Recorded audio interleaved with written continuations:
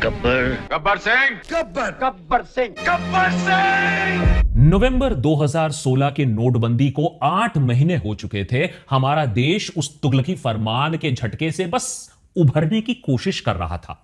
अरे लेकिन इससे पहले कि देश की अर्थव्यवस्था पटरी पर वापस आए, गब्बर का हमला हो जाता है। 1 जुलाई 2017 मध्य रात्रि पार्लियामेंट में स्पेशल सेशन बुलाकर मोदी सरकार बटन दबाकर देश में गुड्स एंड सर्विसेज टैक्स लागू कर देती है। मकसद था एक जटिल सेंट्रल और स्टेट टैक्स को एक सरल भाषा देना, वन नेशन वन टैक्स का फॉर्मूला लाना, टैक्स चोरी को रोकना, ईज ऑफ बिजनेस को बढ़ावा देना। इसीलिए सरकार ने इसे देश की दूसरी आजादी भी बता दी। जीएसटी की जरूरत हमारे देश को थी, इस पर कोई डिबेट नहीं है, लेकिन 5, 12, 18, 28% स्लैब लगाकर उसके ऊपर नए नए सेस चिपकाकर और भी complicated input output credit compliance system बनाकर भारत बेसिकली एक कॉम्प्लिकेटेड टैक्स सिस्टम को छोड़कर दूसरे कॉम्प्लिकेटेड टैक्स रेजिम में घुस गया। नोटबंदी की मार झेलते हुए स्मॉल एंड मीडियम बिजनेसेस अब जीएसटी कंप्लायंस और पेपर वर्क में पिसने लगे। हजारों एमएसएमई बिजनेसेस बंद होने लगे। विपक्ष ने फिर जीएसटी को गब्बर सिंह टैक्स का नाम दिया। देश के फाइनेंस मिनिस्टर को भी खरी खोटी सुनाई गई, लेकिन सरकार ने किसी की एक ना सुनी। उनका मानना था कि यह एक जेन्युइन मास्टर स्ट्रोक है और जल्द ही सब चंगा सी हो जाएगा। But I'm sorry, it's a कानून of this country. लेकिन निर्मला ताई चाहे जितने लोगों को चुप करा दे, जैसा कि हर मास्टर स्ट्रोक के साथ होता है, कुछ साल बाद सच्चाई छुपाई नहीं छुपती है। आज 8 सालों के बाद मोदी सरकार ने फाइनली अपनी गलतियों को एक्नॉलेज किया है, नेक्स्ट जेन जीएसटी रिफॉर्म्स लाकर, जिसमें जीएसटी रेट्स को रैशनलाइज कर एक सिंप्लीफाइड 2 टियर स्ट्रक्चर में डाल दिया गया है, जिसके तहत 5, 12, 18, 28 का 4 जो स्लैब था उसे रिड्यूस कर 5 और 18% के स्लैब्स अब बना दिए गए। These reforms have been carried out with a focus on the common man. Every tax levied on common man's daily use items have gone through a rigorous looking into, and in most cases the rates have come down drastically. ये बड़े बड़े शब्द सुनकर एक सवाल जरूर आता है जहन में, अगर जीएसटी का आगमन देश की दूसरी आजादी थी तो क्या ये नेक्स्ट जेन जीएसटी रिफॉर्म्स देश की तीसरी आजादी है? निर्मला सीतारमण के बयान देखिए, ट्वीट्स देखिए, गोदी मीडिया के हेडलाइंस देखिए तो आपको तो ऐसा ही लगेगा। Khakhra, plain chapati, roti 5% to nil GST. वाह, सरकार कोई टैक्स ही नहीं लगाएगा। Paratha, parotha, other Indian breads 18% to nil GST. ऐसा कैसे हो सकता है? Only goodness in your plate, no GST. ये हुआ ना क्रांतिकारी कदम। गोदी मीडिया के भी हेडलाइंस देखिए क्या कह रहे हैं, चीख चीख कर आपको आम आदमी के लिए दिवाली गिफ्ट टैक्स बोनांजा। लेकिन सवाल फिर उठता है कि 8 साल से खाकरा पराठा पर जीएसटी किसने लगाया था? क्या 2017 में नेहरू आकर ये उल जलूल स्लैब्स बनाकर गया था? सरकार ने इतने सालों से जो शिकायतें थी वो क्यों नहीं सुनी थी? अब जाकर जल्दी जल्दी जीएसटी रेट्स क्यों बदले जा रहे हैं? और इससे आपकी जिंदगी पर क्या और कितना पॉजिटिव इफेक्ट पड़ेगा? क्या ये सच में नेक्स्ट जेन जीएसटी 2.0 रिफॉर्म्स है या सिर्फ सरकार अपनी गलतियों को सुधारने की कोशिश कर रही है? जानते हैं आज के देशभक्त एपिसोड में। लेकिन उससे पहले क्विक थैंक्स टू आउटस्किल जो आज के हमारे एपिसोड पार्टनर्स हैं। टैक्स की मार तो भले ही आपको झेलनी पड़े, चाहे कम या ज्यादा, लेकिन आप अपने फाइनेंसेस, अपने स्किल्स को फ्यूचर प्रूफ जरूर कर सकते हो with Outskill's 2-day weekend AI training programme.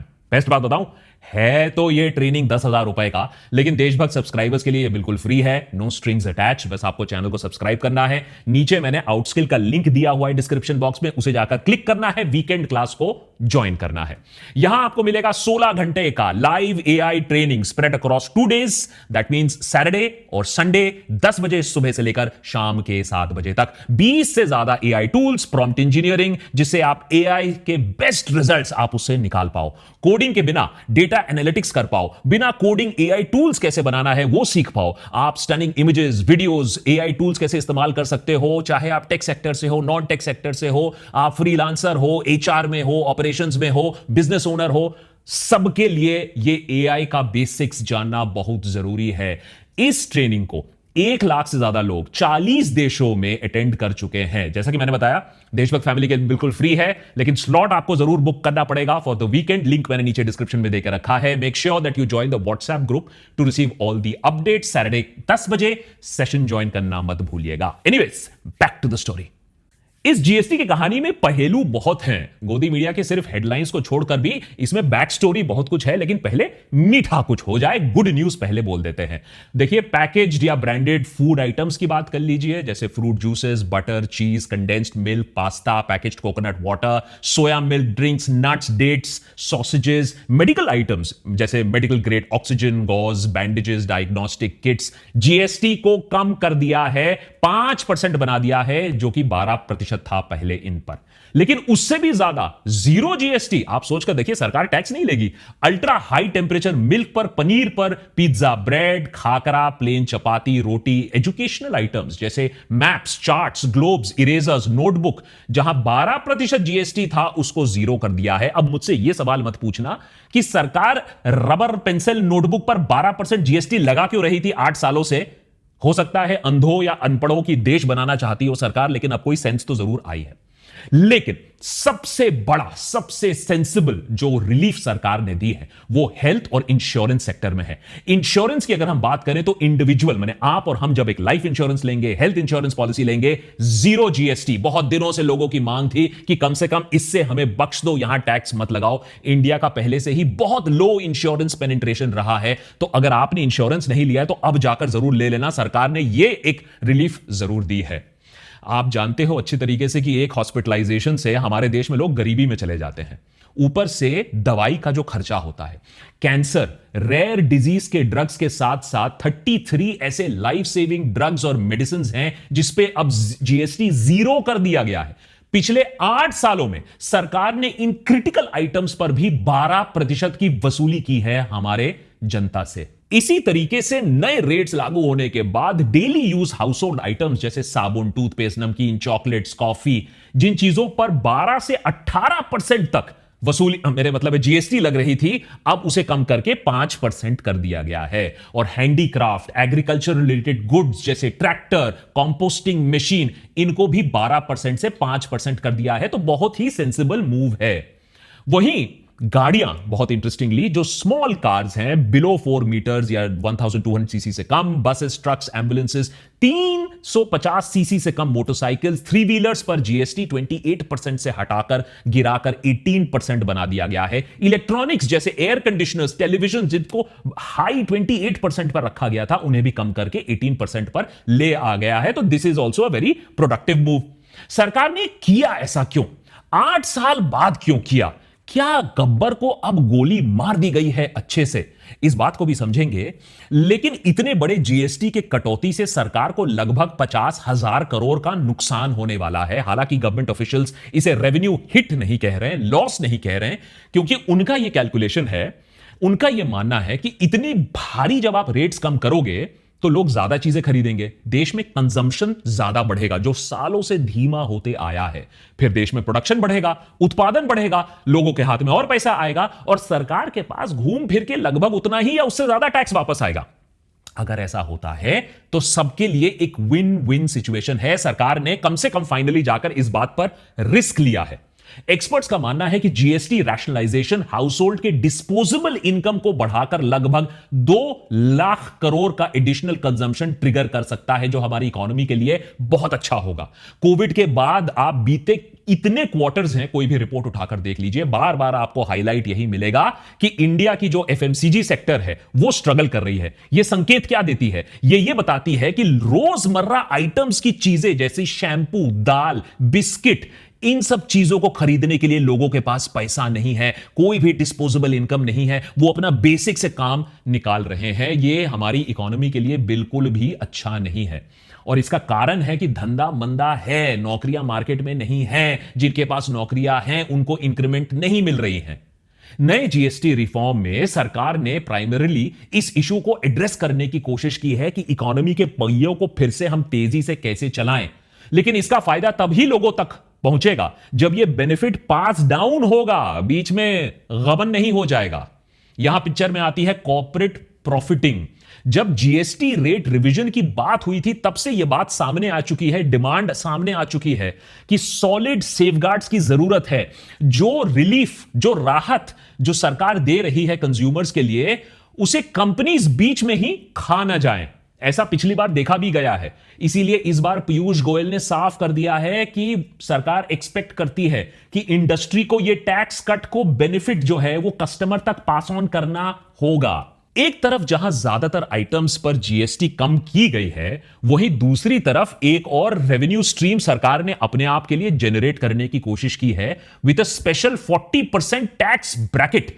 अब यह टैक्स ब्रैकेट क्या है? इस चीज में ज्यादातर सिन गुड्स है और कुछ लग्जरी आइटम्स भी हैं। तो टेक्निकली आप आज के डेट में भी देखेंगे तो जीएसटी 4 से 2 नहीं हो गया है, 4 से 3 स्लैब हुए हैं। अब सरकार का कहना है ये 40% की कैटेगरी इसलिए लाई गई है क्योंकि इनमें कई गुड्स पर पहले से ही 28% का स्टैंडर्ड जीएसटी के अलावा कॉम्पनसेशन सेस भी लगाया जाता था। अब इस कॉम्पनसेशन सेस को खत्म करने का फैसला लिया गया है, तो टैक्स इंसिडेंस में सेम रखने के लिए एक नया स्लैब भी बनाया गया है।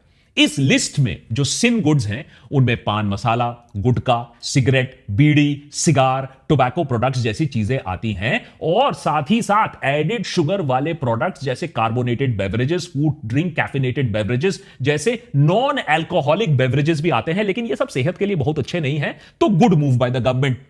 इसके अलावा लग्जरी आइटम्स पर भी भारी 40% सेस लगाने की बात है, जैसे लग्जरी व्हीकल्स, यॉट हो, पर्सनल यूज के लिए एयरक्राफ्ट्स हो, दूसरे वेसल्स हो, इसके लिए भी। और एक और इंपॉर्टेंट एडिशन है इस लिस्ट में, और वो देखकर बहुत ही इंटरेस्टिंग लगा बहुत लोगों को। लॉटरी टिकट्स, बेटिंग, गैम्बलिंग, अभी मनी गैम्बलिंग सरकार ने बैन किया था, हॉर्स रेसिंग, कसीनो, यहां तक कि रेस क्लब और आईपीएल इवेंट्स पर भी 40% का जीएसटी लगाया जाएगा। जैसे स्टेडियम में अगर आप आईपीएल मैच देखने जाओगे तो आपके टिकट पर 40% जीएसटी लगेगा। मजे की बात यह है कि बीसीसीआई के ऊपर अभी भी टैक्स नहीं लगाया। निर्मला ताई का मैं फैन हो जाता अगर बीसीसीआई के ऊपर भी 40% टैक्स लग जाता। लेकिन कहीं ना कहीं सरकार ने एक जगह गेम जरूर खेला है, और वो है मिड साइज और बड़े पैसेंजर कार्स में, जिनमें पहले 28% जीएसटी लगता था, 22% का सेस मिलाकर 50% के करीबन टैक्स लगता था। अब दिखाया यह गया है कि देखिए हम टैक्स कम कर रहे हैं, जबकि सेस पूरी तरीके से हटना था, लेकिन सरकार यह कह रही है कि देखो सेस हम कम कर देते हैं, हम ओवरऑल आपका ना मेरा 40% हम स्लैब अब नया बना देते हैं। साथ ही 350 सीसी या उससे ज्यादा की जो बाइक्स हैं उस पर भी 40% जीएसटी लगेगी। यानी अगर आप 4 मीटर या 1200 सीसी से ज्यादा पावरफुल गाड़ी लोगे तो अब भी सरकार को आपको तगड़ा हफ्ता देना पड़ेगा। यहां एक टेम्पररी सेस को आपने हटाकर एक परमानेंट 40% टैक्स लगा दिया। इसका नतीजा यह होगा कि हमारे देश में अगर कोई high quality high and car या प्रोडक्ट मैन्युफैक्चर करने की कोशिश करेगा तो वो उसके लिए वो घाटे का फायदा होगा। हम सस्ती गाड़ियां ही बनाएंगे अब अपने देश में। लेकिन नेट आप जिस एंगल से भी देख लो, ओवरऑल गब्बर सिंह को अच्छे से गोली मार दी गई है। बहुत हद तक बेफजूल ये जो 4 स्लैब्स का जीएसटी लगा था, इसको सिंप्लीफाई किया गया है, बहुत सेंस लाया गया है। लेकिन सवाल तब भी उठता है, अभी क्यों? 8 साल के बाद मैथ सरकार को अब क्यों समझ में आया? वैसे तो जीएसटी में प्रॉब्लम शुरू से थी। जीएसटी के इंप्रॉपर इंप्लीमेंटेशन से बिजनेसेस, खासकर की small and medium enterprise businesses, exporters तो सालों से जूझ रहे हैं, और कम से कम इस बात पर आज कोई डिबेट भी नहीं करता है। हां भैया दिक्कतें थी, इसमें एक प्रॉब्लम था, और जीएसटी तब तक हमारी इकोनॉमी को मारता रहेगा जब तक उसकी कंप्लायंस और रिपोर्टिंग कॉम्प्लेक्स रहेगी। यह बात रेट से ज्यादा है। जीएसटी के आते ही बिजनेसेस का हर transaction data electronically GSTN portal पर डालना अनिवार्य हो गया। अब इसके लिए सबको अकाउंटेंट्स और सॉफ्टवेयर और प्रोफेशनल्स का मदद लेना पड़ा। खर्च में हर महीने 10 से 15 हजार रुपए एक्स्ट्रा लगने लगे, जो छोटे बिजनेसेस के लिए कोई छोटा एक्सपेंस नहीं है। इसके अलावा 2 digit, 4 digit, 8 digit SHN, SSC code का रिक्वायरमेंट पूरी सिंप्लिसिटी को बहुत ही कॉम्प्लिकेटेड बना देता था। इस सब के ऊपर multiple tax rate classification issues थे। कौन 5 में जाएगा, कौन 12 में जाएगा, कौन 18 में जाएगा, कौन 28% में जाएगा, पूरा का पूरा कंफ्यूजन था। उसके ऊपर प्रेशर स्टोन्स, गोल्ड पर 0.25%, 3% स्पेशल रेट्स भी आ गए थे। इससे मार्केट में कितना कंफ्यूजन फैला हुआ था। अब एक छोटा एग्जांपल मैं आपको देता हूं। एक स्टेशनरी की दुकान है? अब उसमें वहां बेच रहा है एक छोटा सा बिजनेसमैन। अब वहां पैम्फलेट्स पर 5% का टैक्स लग रहा है, लेटर हेड्स पर 12% का टैक्स लग रहा है, फाइल्स पर 18% लग रहा है, रजिस्टर्स पर 28% लग रहा है। एक आम आदमी जो एक छोटी सी स्टेशनरी की दुकान चला रहा है, सोचो उसके लिए जीएसटी कंप्लायंस करना कितना टायरिंग होगा। इन मार्जिनल बिजनेसेस में ऑलरेडी प्रॉफिट मार्जिन बहुत कम होता था, इसीलिए इसमें कई लोग टैक्स भरते भी नहीं थे। लेकिन जीएसटी के आने पर इनपुट टैक्स और कंप्लायंस दोनों ही कॉस्ट एकदम से ऐड हो जाते हैं। तो कई जगह इसी बात को लेकर बिजनेसेस बर्बाद हो जाते हैं, वो सर्विसेज देना अपना बंद कर देते हैं। आपको याद होगा जब जीएसटी आया था तब कई आइटम्स पर जीएसटी लगने के रेलेवेंस पर भी सवाल उठा था। पहले सैनिटरी पैड को लेकर इतना बवाल मचा हमारे देश में। एक साल के कैंपेन के बाद फाइनली सरकार ने कहा अच्छा ठीक है, हमसे गलती हो गई। 2018 में फिर इस रिजीम में बदलाव लाया गया। फिर कैंसर, बाकी life saving drugs, health insurance को लेकर इतने सालों से कैंपेन चल रहा है, लेकिन सरकार को अंत में इतने 8 साल लग गए इस बात को मानने में कि लाइफ सेविंग मेडिसिन पर टैक्स लगाना इनह्यूमन है, इमोरल है। और फाइनली इन चीजों पर अब जीएसटी एग्जेम्पशन हमें मिला है। लेकिन इससे एक सवाल जरूर पैदा होता है कि जो बेसिक डिमांड सरकार इतने सालों से नहीं मान रही थी, नहीं सुन रही थी, अचानक से स्ट्रक्चरल रिफॉर्म्स कहां से आ गए? सालों तक तो सरकार ने एक्नॉलेज नहीं किया था कि जीएसटी में प्रॉब्लम है, माना ही नहीं था कि इसमें रैशनलाइजेशन की जरूरत है। अब हम कह रहे हैं कि नेक्स्ट जेन रिफॉर्म आ गया है। तो समय समय पर चेंजेस तो आई थी, लेकिन जो चेंजेस आई थी वो कोई बड़ी चेंजेस नहीं थी। तो क्यों ऐसा हुआ है कि मोदी सरकार को यह ख्याल आया है कि देश को नवरात्रि और दिवाली गिफ्ट की जरूरत है? इसके पीछे भी तो पॉलिटिक्स होगा। पहला और सबसे ऑब्वियस कारण यह सब अभी हो रहा है वो है बिहार और वेस्ट बंगाल इलेक्शंस। अगले 6 महीनों में बिहार और बंगाल जैसे क्रिटिकल स्टेट्स का चुनाव है। दोनों ही राज्यों को बीजेपी हासिल करना चाहती है। इन राज्यों में विकास की स्पीड सालों से स्लो पेस पर ही चलती आई है, जिससे पॉपुलेशन का एक बड़ा हिस्सा रूरल एरिया में गरीबी रेखा के नीचे रहता है। ऐसे में अगर आप डेली यूज के आइटम्स पर जीएसटी कम कर दोगे तो कहीं ना कहीं इनडायरेक्टली ही सही लोगों के पास पैसा बचना शुरू हो जाएगा, प्रोडक्ट सस्ते हो जाएंगे, लोगों को राहत मिलेगी। वैसे तो तेल, साबुन, बिस्किट जैसी चीजों के दाम कम होने में बड़े शहरों में लोग अपना उतना एहसास भी नहीं करेंगे, लेकिन इन राज्यों में खास करके जहां इतना बड़ा हिस्सा गरीबी रेखा के नीचे रहता है, वहां यह एक टॉकिंग पॉइंट बन सकता है और बीजेपी के लिए इलेक्टोरल बेनिफिट ला सकता है। दूसरी वजह, डोनाल्ड ट्रंप।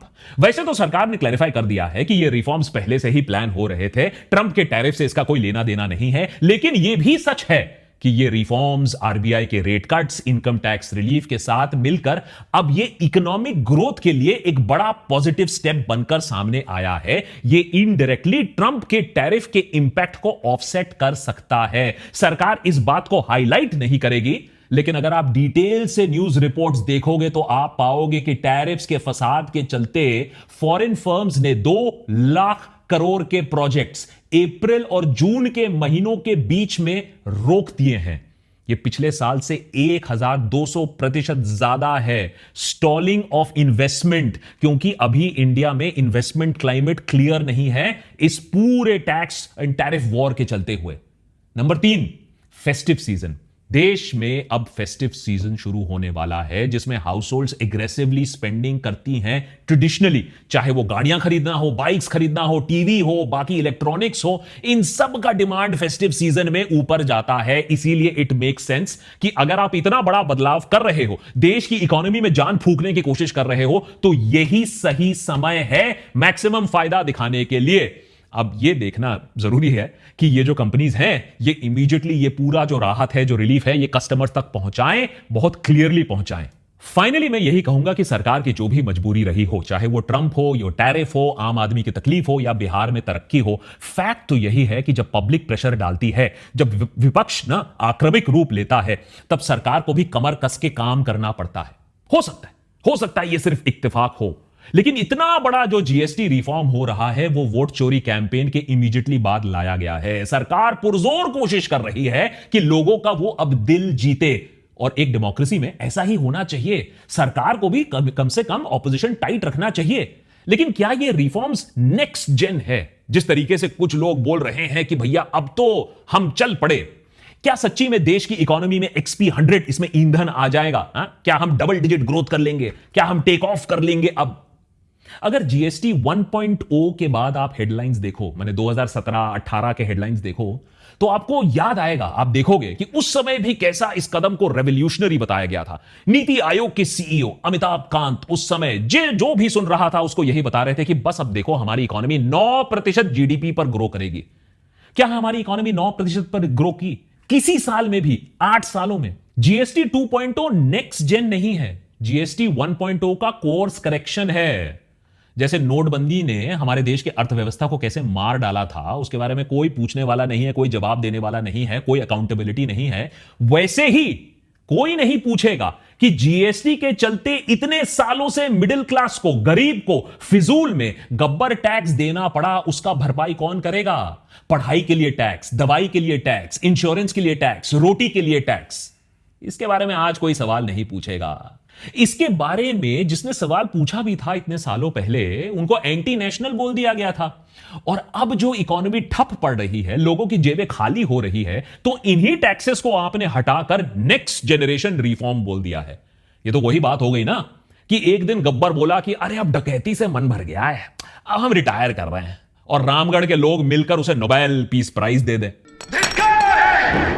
लेकिन कम से कम मुबारक हो, सरकार को सच्चाई के सामने झुकना तो पड़ा, अपनी ही लाई गई पॉलिसी को बदलना पड़ा, लेकिन अब भी मिडिल क्लास टैक्स पेयर सरकार की मार ही झेल रहा है। High fuel prices, costly education, health care, corruption और चुरमुराता हुआ देश का infrastructure.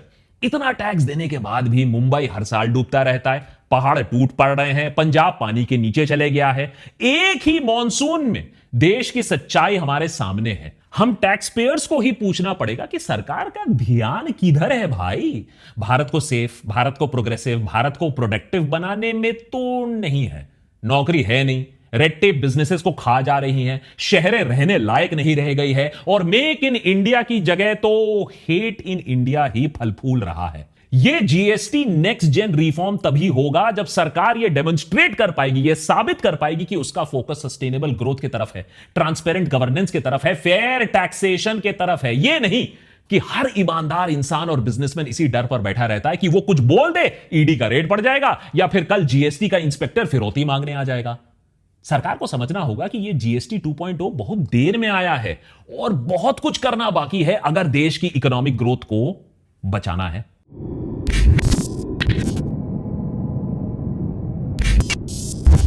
Thanks to Outskill for making this episode possible. GST के बारे में जानना तो बहुत ही जरूरी है, एआई के बारे में भी जानना बहुत जरूरी है। 2 दिन का वीकेंड क्लास एब्सोल्युटली फ्री, नीचे लिंक दिया हुआ है, उसको क्लिक करिए और एआई की दुनिया को भी थोड़ा समझने की कोशिश करिए।